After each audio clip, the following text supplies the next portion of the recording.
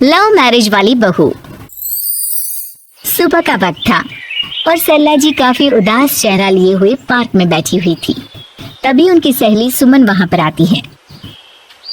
क्या हुआ सरला जी, आज मॉर्निंग वॉक करने का इरादा नहीं है क्या? इस तरह चुपचाप क्यों बैठी हैं? आई तो थी ये सोचकर कि पार्क में जाकर थोड़ी देर पहले टहल लूंगी, लेकिन क्या करूं, मन ही नहीं कर रहा। अरे सब ठीक है, तो इतनी परेशान क्यों नजर आ रही है? नहीं नहीं, ऐसी तो कोई बात नहीं है, सब ठीक है। अरे भाई, अब तो आपको खुश नजर आना चाहिए। अभी कुछ महीने पहले तो बेटे की शादी हुई है, घर में नई बहू आई है, आपके चेहरे पर तो रौनक नजर आनी चाहिए। अरे छोड़ो भी, आजकल की बहुओं के बारे में क्या बताऊं आपको। क्यों, क्या हुआ बहन जी, कोई परेशानी है क्या? कुछ किया क्या बहू रानी ने? अरे भाई, अभी तो शादी को 6 महीने हुए हैं। अब आपसे क्या छुपाना, आप तो जानती हैं मेरे बेटे ने लव मैरिज की है और मुझे ना इन लव मैरिज वाले बहुओं पर बिल्कुल भरोसा नहीं। ना जाने कब मेरे बेटे के कान भर दे।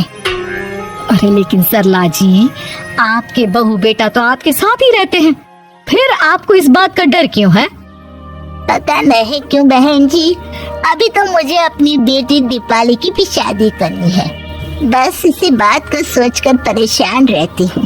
ये लव मैरिज वाली बहू पता नहीं कितने दिन परिवार में एडजस्ट कर पाएगी।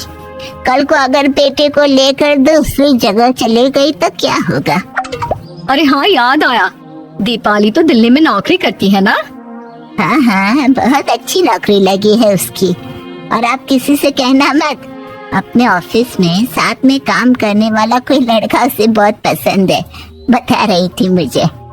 लेकिन अभी तो आप कह रही थी कि आपको लव मैरिज और इन सब में भरोसा नहीं है। अरे तो क्या हुआ, जहाँ बेटी खुश रहे वहीं मैं खुश हूँ। और वैसे भी बेटी को तो दूसरे घर जाना है, वो लोग जाने और उनकी बहू जाने, मुझे तो बस अपनी बेटी का ब्याह करना है। अच्छा अच्छा, ठीक है ठीक है, जैसी आपकी मर्जी। लेकिन मुझे लगता है कि आप अपनी बहू के लिए कुछ ज्यादा ही सोच रही हैं। क्या पता वो वैसी ना हो जैसी आप समझ रही हो। सरला जी अपनी जगह से उठते हुए कहती है, अब ये तो भगवान जाने, बस मेरी बेटी दीपाली की शादी उसकी पसंद से हो जाए तो मैं गंगा नहा लूं। चलिए बहुत देर हो गई है, मैं भी अब घर जाती हूँ। अच्छा अच्छा ठीक है, मैं भी चलती हूँ। अगले दिन जब सरला जी अपने घर पर बैठकर चाय की चुस्कियां ले रही थी, तभी उनकी बहू वहाँ पर आती है। मम्मी जी, मैंने एक जगह नौकरी के लिए अप्लाई किया था और वहाँ से सब कुछ पॉजिटिव आया है। मैं भी नौकरी करना चाहती हूँ ताकि घर के खर्चों में थोड़ा हाथ बटा सकूं। अरे बहू, तुम्हें नौकरी करने की क्या जरूरत है? मेरा बेटा अच्छा खासा कमाता है, क्या तुम्हें किसी बात की कोई कमी है? तभी सरला जी का बेटा वहाँ पर आता है। नहीं माँ, उसे किसी बात की कमी नहीं है, लेकिन वो इतनी पढ़ी लिखी है और अगर नौकरी करना चाहती है तो हमें उसे नौकरी करने देना चाहिए। कुछ पैसे घर में आएंगे, हम सबकी मदद हो जाएगी। तुम तो ऐसे कह रहे हो बेटा जैसे ये घर तुम्हारी पत्नी की कमाई पर ही चलता है। अरे नहीं नहीं मम्मी जी, इनके कहने का ये मतलब नहीं है, बस मेरी ही नौकरी करने की इच्छा थी, इसलिए आपकी परमिशन चाहते हैं। अब भाई, मेरा बेटा तुम्हें लव मैरिज करके घर में लाया है, मैं तुम्हें कुछ कैसे कह सकती हूँ? जो मर्जी आए करो।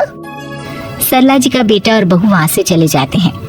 अब उनकी बहू नौकरी करना शुरू कर देती है।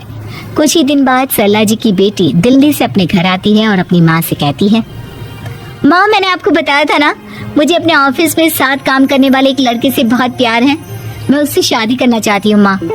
हाँ हाँ, तो मैंने कब मना किया? अगर तुम उसे पसंद करती हो तो उसके घर वालों को कहो, हम आपस में बात करके तुम्हारी शादी तय कर देते हैं।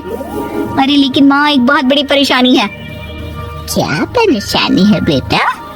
माँ, वो लड़का बहुत अच्छा है, लेकिन कुछ ज्यादा ही पैसे वाले घर से उसके माँ बाप। उन्हें मेरे और उसके रिश्ते से वैसे तो कोई परेशानी नहीं है, लेकिन वे चाहते हैं कि शादी 5 स्टार होटल में हो। अरे ऐसे कैसे? हम तो मिडिल क्लास लोग हैं, हमारे लिए 5 स्टार होटल में शादी करना कोई आसान काम थोड़ी ना है। लेकिन माँ, मैं क्या करूँ? मैंने उनसे बात करने की बहुत कोशिश की, बस एक इसी जगह बात अटक गई है। साफ साफ कह दो बेटा, शादी करनी है तो ठीक है, लेकिन ये 5 स्टार में शादी करने वाली शर्त मैं नहीं मान सकती। अरे कैसी बात कर रही हैं आप मम्मी जी? अगर दीपाली को कोई लड़का पसंद है तो हम उनकी शादी के लिए पूरी कोशिश करेंगे, और अगर बात पैसों की है तो कोई परेशानी नहीं है। हाँ हाँ, तुम्हें तो बस बहुत आसान लगता है सब। जिस तरह तुमने मेरे बेटे से इतनी आसानी से शादी कर ली, सारे काम उतने आसानी से नहीं होते। समझ में आया? हर काम करने में पैसे लगते हैं। लेकिन माँ, मैं उस लड़की को बहुत पसंद करती हूँ। सही बात है बेटा, लेकिन तुम उस लड़के से साफ साफ कह दो, अगर उसे तुमसे शादी करनी है तो अपने घर वालों को मनाए। अगर नहीं मना सकता तो तुम दोनों अपनी गृहस्थी अलग से कहीं सेट कर लो। कोई जरूरत नहीं है अपने माँ बाप के साथ रहने की। मम्मी जी, ये आप क्या कह रही हैं? मैं भी तो आपके बेटे के साथ लव मैरिज करके आई हूँ। अगर मैंने भी ऐसा ही किया होता तो? अब तो मुझे उल्टा जवाब देने लगी। देखो बहू, मैं तुम्हारी सास हूँ, मुझसे ठीक से बात करो। लेकिन माँ, भाभी ठीक तो कह रही हैं। हाँ, अगर बात शादी के खर्च की है तो मैं उस लड़के से कुछ कह सकती हूँ, लेकिन उसे अपने घर वालों से अलग होने के लिए कहना, ये सही होगा क्या? आप तो समझिए माँ। और वैसे भी मम्मी जी, मैंने कुछ महीने पहले जॉब करना शुरू कर दिया था और अपनी पूरी सैलरी बचा कर रखी है। आप चिंता मत कीजिए, मैं दीपाली की शादी में कोई कमी नहीं होने दूंगी। तुम अपनी सारी तनख्वाह मुझे मेरी बेटी की शादी का खर्च करने के लिए दे दोगी? हाँ माँ, मैंने भाभी को पहले ही सब कुछ बता दिया था और वो इस बारे में सब कुछ जानती थी, इसीलिए उन्होंने पहले ही नौकरी करनी शुरू कर दी ताकि मेरी शादी धूमधाम से हो सके। तभी सरला जी का बेटा वहाँ पर आता है।